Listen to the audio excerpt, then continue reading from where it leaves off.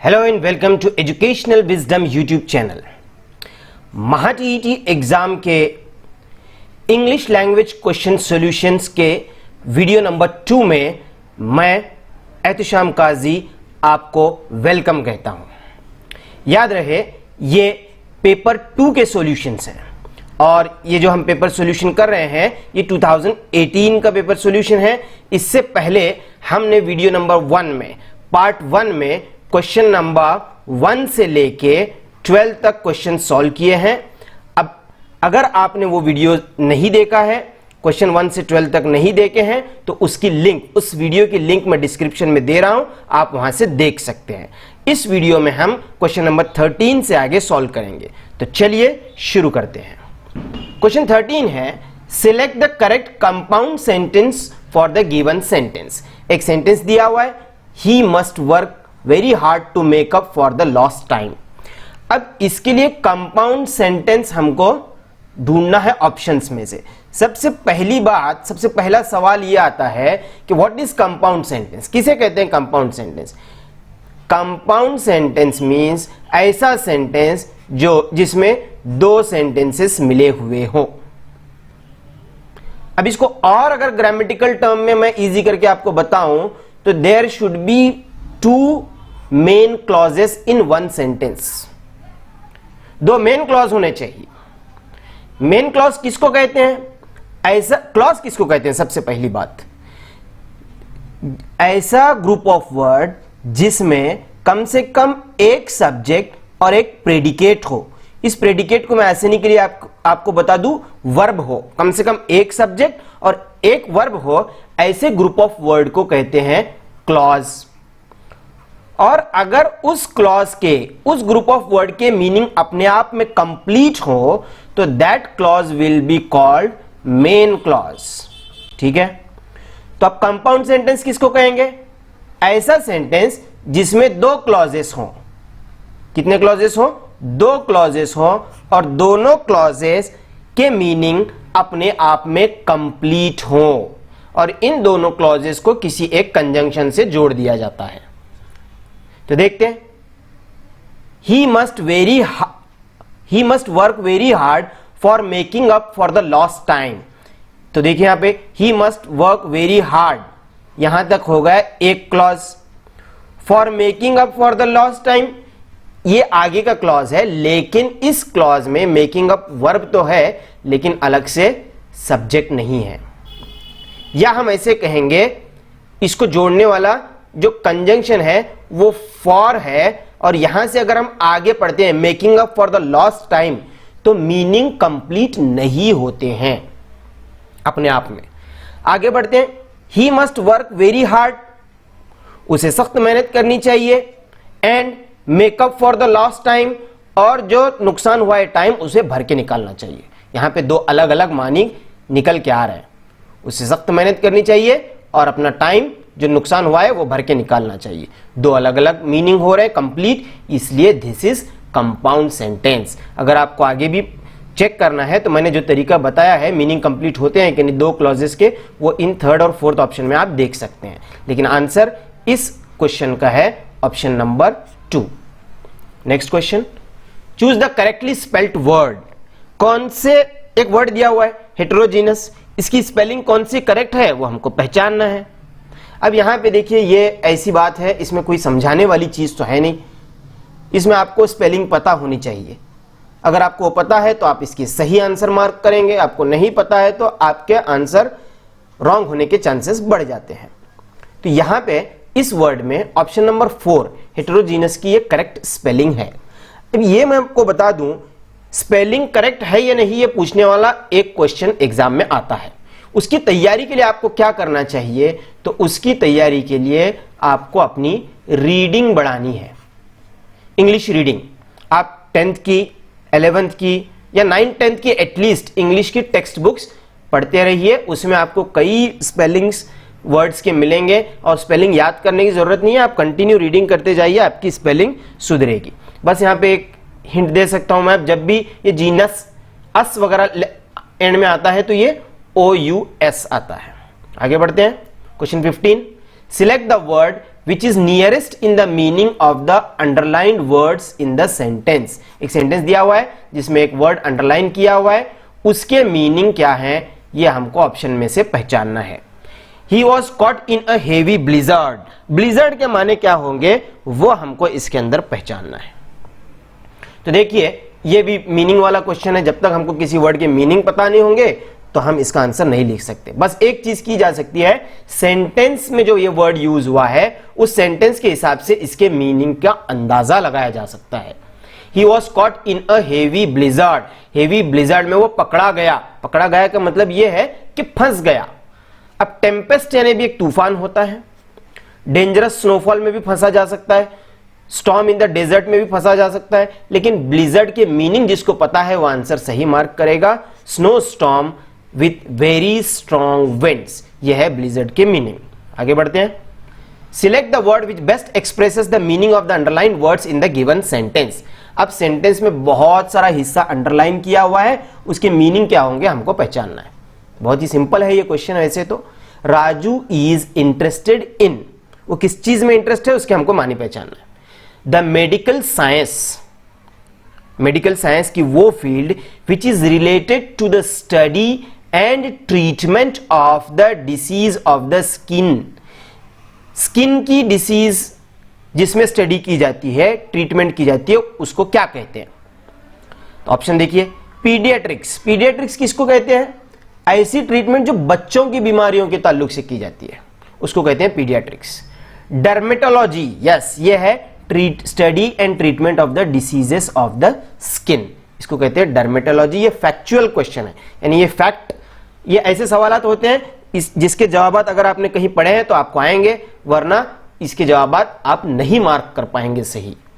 तो ऐसे क्वेश्चंस में हमको उम्मीद करनी चाहिए कि हमने जो जनरल नॉलेज हासिल किया हुआ है उसी से क्वेश्चन आए, वरना जो है ना हम इसके आंसर नहीं लिख सकते। बस एक मैं आपको यहां पे हिंट दे सकता हूं कि आपको आंसर आए या ना आए, कोई ना कोई आंसर आप मार्क करें। नेगेटिव मार्किंग तो है नहीं, आप कोई भी एक मार्क करेंगे, 25% 4 में से तो है कि आपका जवाब सही आए। बाकी के ऑप्शन में आपको मैं बता दूं, न्यूरोलॉजी किसको कहते हैं? The study and treatment of the brains, उसको कहते हैं न्यूरोलॉजी। और लास्ट है गायनेकोलॉजी, ये होता है फीमेल रिप्रोडक्टिव सिस्टम की स्टडी एंड ट्रीटमेंट। तो ये हो गए, option number 2 is the answer of this question. Next question 17, select the correct antonyms of extravagant. Antonym पहचानना है। व्हाट इज एंटोनिम, ये पहले हमको पता होना चाहिए। एंटोनिम कहते हैं अपोजिट को। उसी तरह से एक और क्वेश्चन आता है सिनोनिम। सिनोनिम किसको कहते हैं? सेम मीनिंग वाले वर्ड को। यहां हमको एंटोनिम ढूंढना है, अपोजिट ढूंढना है एक्स्ट्रावेगेंट का।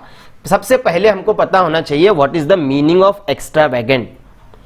मैं आपको बता दूं, लैकिंग रिस्ट्रेंट इन स्पेंडिंग मनी, जो पैसा खर्चा करने में रिस्ट्रेंट की जरूरत होती है, रुकना पड़ता है, वो उसकी कमी है। कहने का मतलब ये ऐसा शख्स जो बेतहाशा पैसा खर्चा करता है, सोचता नहीं है ज्यादा, उसको कहते हैं एक्स्ट्रावेगेंट। अब इसका अपोजिट क्या होगा? ऑप्शंस दिए हुए। सेंसिबल, सेंसिबल के माने होते हैं समझदार, लेकिन ये पैसों के खर्चा करने से इससे लेना देना नहीं है, ये आंसर नहीं हो सकता। केयरफुल, केयरफुल के माने होते हैं खबरदार रहना, तो ये भी पैसों से लेना देना नहीं है। इकोनॉमिकल, इसके माने होते हैं कम खर्च करने वाला, यानी मुनासिब हिसाब से खर्च करने वाला। तो ये हो गया हमारा आंसर ऑप्शन नंबर 3। बैलेंस्ड के माने होते हैं जो तवाजन बरकरार रखता है, बैलेंस रखता है उसको किसी भी चीज में। आगे बढ़ते हैं। Question 18, name the part of speech of underlined word. जो अंडरलाइंड वर्ड है उसका पार्ट ऑफ स्पीच पहचानना है। He is an old man but honest. Parts of speech जो है ये इंग्लिश लैंग्वेज के, इंग्लिश ग्रामर का बेस है, बेस सबसे बेसिक पार्ट है। There are parts, 8 parts of speech in English. कौन कौन से हैं? Noun, pronoun, adjective, verb, adverb, preposition, conjunction and interjection. इसका भी क्वेश्चन हर साल होता है। आपको ये पार्ट्स ऑफ स्पीच अच्छी तरह से आने चाहिए। बहुत ही सिंपल है, आप में से ज्यादातर को आते ही होंगे। प्रीपोजिशन किसको कहते हैं, कंजंक्शन किसको कहते हैं, एडजेक्टिव किसको कहते हैं, एडवर्ब किसको कहते हैं वगैरह। अगर आपको नहीं आते हैं तो इसका भी वीडियो ऑलरेडी बना हुआ है, उसकी लिंक डिस्क्रिप्शन में मैंने दी है, आप वहां से जाके पार्ट्स ऑफ स्पीच के सारे वीडियोस देख लीजिए, पक्का हो जाएगा आपको, कोई भी पार्ट्स ऑफ स्पीच का क्वेश्चन आपका अनसॉल्व नहीं रहेगा। तो पहचानना है हमको, बट क्या है, बट ये जोड़ने वाला लफ्ज है, ओल्ड मैन और ऑनेस्ट को जोड़ रहा है। जोड़ने वाले वर्ड को इंग्लिश पार्ट्स ऑफ स्पीच में कहा जाता है कंजंक्शन। कहां है ये, option number 2 is the answer of this question. This was very simple question. Question 19, choose the correct preposition in the given sentence. देखिए अब प्रीपोजिशन का आ गया, पिछला जो क्वेश्चन था हमारा वो कंजंक्शन का था, वो भी पार्ट्स ऑफ स्पीच का था, और जो प्रीपोजिशन है ये भी पार्ट्स ऑफ स्पीच है। तो देखिए पार्ट्स ऑफ स्पीच की तैयारी करना काफी जरूरी है, प्रीपोजिशन हमको पहचानना है। प्रीपोजिशन किसको कहते हैं, ऐसा वर्ड जो किसी सेंटेंस में नाउन और सेंटेंस के बचे हुए हिस्से के बीच में रिलेशन जोड़ता है, that is called as preposition.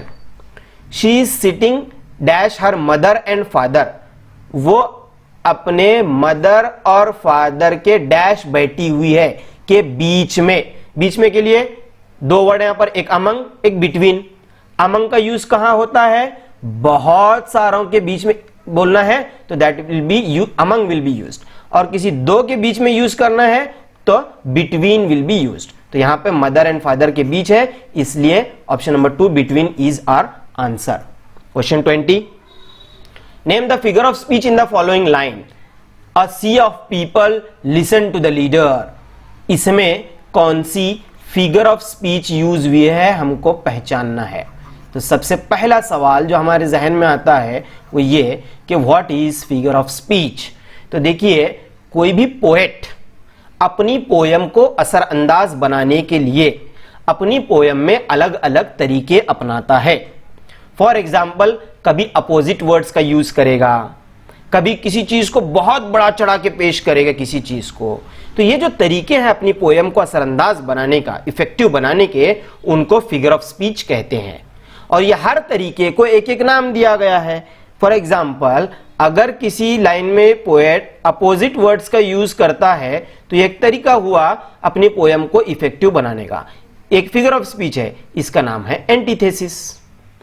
उसी तरह से पर्सोनिफिकेशन, कोई ऐसी चीज नॉन लिविंग थिंग को लिविंग थिंग बताए तो दैट विल बी पर्सोनिफिकेशन। उसके बाद आता है मेटाफर। मेटाफर किसको कहते हैं, तो देखिए a word or phrase is applied to an object to which it is not literally applicable। किसी ऐसी चीज के लिए कोई वर्ड या फ्रेज यूज करें जो उसके लिए सच में एप्लीकेबल हो ही नहीं, यानी यहां पे है कोई और ही चीज, आप किसी और नाम से ही उसको याद कर रहे हैं, दैट इज मेटाफर। और लास्ट में है सिमिली। सिमिली में कंपैरिजन किया जाता है, किसी एक चीज को दूसरी चीज के जैसा बताया जाता है। अब ये चारों में से यहां क्या हुआ है, अ सी ऑफ पीपल, देखिए लोगों का समंदर। अब यहां पे एक्चुअल में लोगों का समंदर होगा क्या, नहीं, लोगों की भीड़ होगी, बहुत ज्यादा लोग होंगे। तो यहां पे कोई और चीज है, भीड़ है, और उसको ये कह रहा है समंदर, सी, इसलिए यहां पे फिगर ऑफ स्पीच यूज हुआ है metaphor, option number 3। Question 21, select the correct active voice sentence of the given sentence. यहां से हमको एक्टिव वॉइस पहचानना है। एक्टिव वॉइस और पैसिव वॉइस ये इंग्लिश ग्रामर के बहुत ही इंपॉर्टेंट एस्पेक्ट हैं चेंज द वॉइस में से। ये आपको आता है तो बहुत अच्छी बात है, नहीं आता है तो इसकी भी सुविधा आपकी की जा चुकी है, लिंक डिस्क्रिप्शन में है, वहां से आप पूरी तरह से चेंज द वॉइस सीख सकते हैं वीडियो देखकर। आपको कोई ऐसा क्वेश्चन नहीं बचेगा टीईटी में जो कि चेंज द वॉइस का अनसॉल्व हो, नहीं आया आपको, ऐसा नहीं है, वो आप देख लेंगे, आ जाएगा सारा। Let the door be open, ये चेंज द वॉइस की एक अलग ही किस्म का आंसर है। देखिए याद रखिए, जब भी कोई लेट से यूज होगा, लेट से शुरू होगा सेंटेंस, तो ये होगा पैसिव वॉइस वाला सेंटेंस। ओके, इसको हमको बनाना है एक्टिव, ठीक है। तो एक्टिव जब बनाया जाता है ऐसे किसी सेंटेंस को जो लेट से शुरू होता है, तो उसकी शुरुआत की जाती है वर्ब से और उसके आगे लिखा जाता है ऑब्जेक्ट। ठीक है, तो अब इसका आंसर हमको लिखना है। लेट कट हो जाता है, let the door be open में से ये लेट कट हो जाएगा। वर्ब लिखना है अब हमको, यहां पे देखिए हमने लिखा था, और वो भी वर्ब अपने प्रेजेंट टेंस में, फर्स्ट फॉर्म। तो कहां है वर्ब? ये ओपन्ड। ओपन्ड का प्रेजेंट टेंस हम लिखेंगे ओपन, और आगे आना चाहिए ऑब्जेक्ट। किस चीज को ओपन करना है? The door. तो ये आ गया the door. Open the door हमारा है आंसर। ऑप्शन में कहां है? देखिए option number 2 is the answer. इतना सिंपल है ये। Question 22, choose the correct comparative degree of the given sentence. एक सेंटेंस दिया हुआ है, उसका कंपैरेटिव डिग्री हमको पहचानना है। तो देखिए कैसे पहचानेंगे, पहले पढ़ते हैं क्या है दिया हुआ है। Very few judicial systems in the world are as good as Indian judicial system. ये चेंज द डिग्री का क्वेश्चन है। कौन से ग्रामर आइटम का है? Change the degree. इसका भी वीडियो मैंने, इसके भी वीडियो ऑलरेडी बनाए हुए हैं। इसकी पूरी तैयारी अगर आपको करना है, लिंक डिस्क्रिप्शन में दी हुई है, वहां से आप देख सकते हैं। तो यहां पे देखिए हमको क्या कहना है, कंपैरेटिव डिग्री पहचानना है। ये कौन सी डिग्री है? As good as. मैं यहां पे शॉर्ट में आपको डिग्री समझा रहा हूं, लेकिन पूरी तरह से सीखना है तो आपको अलग से वीडियो देखना पड़ेगा। तो इसको हमको बनाना है कंपैरेटिव। गुड ये एडजेक्टिव का फर्स्ट फॉर्म है, पॉजिटिव फॉर्म। इसका कंपैरेटिव फॉर्म क्या आता है? बेटर। अब एक शॉर्टकट हम अपनाएंगे। बेटर कहां कहां यूज हुआ है देखेंगे। अगर सिर्फ एक ही ऑप्शन में यूज हुआ है तो आगे देखने की जरूरत नहीं, आंसर मिल गया, वरना आगे बढ़ जाते हैं। ये देखिए ऑप्शन नंबर 1 में बेटर यूज हुआ है, ऑप्शन 2 में यूज हुआ है, ऑप्शन 3 में मोर और बेटर दोनों यूज हुए हैं, तो this can not be the answer. Option 4 में बेटर यूज हुआ है। अब आगे बढ़ते हैं। देखिए अब क्या करना है, very few judicial systems in the world are better than Indian judicial system. Very few से तो जुमले की शुरुआत नहीं होगी, इंडियन जुडिशियल सिस्टम से शुरू करेंगे हम। जब भी कंपैरेटिव से पॉजिटिव से कंपैरेटिव जब हम करते हैं तो ये जो आखिरी का हिस्सा होता है इसको पहले लिया जाता है। तो क्या पहले आएगा? Indian judicial system. ओके, कहां कहां है? ऑप्शन 1 में है, ऑप्शन 2 में है और ऑप्शन 4 में है। ऑप्शन 3 तो ऑलरेडी कट हो चुका है। इसके बाद इंडियन जुडिशियल सिस्टम, ये एक सिंगुलर सब्जेक्ट है, इसलिए इसके साथ आना चाहिए सिंगुलर हेल्पिंग वर्ब। यहां पे आर आ गया तो ये आंसर नहीं हो सकता। अब बच गया ऑप्शन नंबर 2 एंड 4। आगे बढ़ते हैं।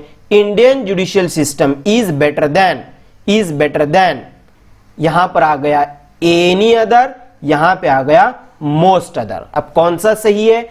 अगर यहां पर वेरी फ्यू है तो हमारे आंसर में मोस्ट अदर आएगा। यहां पे अगर वेरी फ्यू नहीं होता था तो एनी अदर हम यूज कर सकते थे।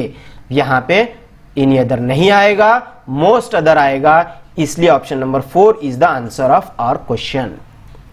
Question 23, choose the correct modal auxiliary showing strong obligation. Modal auxiliary क्या होते हैं? मॉडल ऑक्सिलरी एक्चुअल में होते हैं helping verbs. Helping verb 3 type के होते हैं, प्राइमरी, उसके बाद सेकेंडरी, उसी को कहते हैं मॉडल ऑक्सिलरी, और थर्ड मार्जिनल ऑक्सिलरीज। 3 टाइप के होते हैं। उसमें से ये जो सेकेंड टाइप के हेल्पिंग वर्ब्स हैं they are called modal auxiliaries. वो हर modal auxiliary, total 9 modal auxiliaries हैं, और ये 9 के 9 ऐसे होते हैं किसी न किसी बात का इजहार करते हैं। हमको ऐसा मॉडल ऑक्सिलरी ढूंढना है जो स्ट्रॉन्ग ऑब्लिगेशन का इजहार करता हो। अब इसका आंसर तो मैं बता दूंगा, लेकिन आपको 9 के 9 मॉडल ऑक्सिलरीज के जो यूजेस हैं वो पता होने चाहिए। उसके लिए आपको डिस्क्रिप्शन में लिंक दी हुई है, वीडियो देखना है आपको, वर्ब पार्ट 2 मैं लिंक दे दूंगा, उसमें आपको सारे मॉडल ऑक्सिलरीज की इंफॉर्मेशन मिलेगी। बहुत ही सिंपल होता है, बस एक बार मालूम हो जाए, कोई भी क्वेश्चन आएगा आप आसानी से लिख पाओगे। तो देखिए यहां पे मॉडल ऑक्सिलरीज कौन कौन से हैं, पहले मैं आपको ओरली बता देता हूं। Can, could, may, might, will, would, must, ठीक है, और शल, शुड, ये 9 है मॉडल ऑक्सिलरीज। यहां पे उसमें से कौन कौन सी यूज हुए हैं? मे है, मस्ट है, कैन है और विल है। इसमें से strong obligation, obligation means compulsion, किससे जाहिर होता है?